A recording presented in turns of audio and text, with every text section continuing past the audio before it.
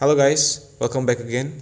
In today's video tutorial, I would like to show to you how to make a 3D text on Canva application. The way how you to do it is first open your Canva application and then make a new project. And after that, you need to scroll the toolbars on the bottom of the screen and try to find the apps button here. And then click it. Wait for a moment. And after that, you can click the text maker here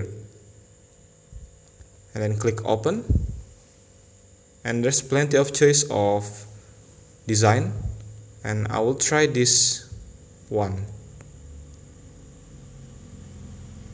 And now you can type the text that you want to make the 3D text. For example, I would like to type home, and then you can see that it's already 3D, but you can edit more. For example, you like to change the font. Now we'll try this font. And after that, you can click add to design. And then add to design.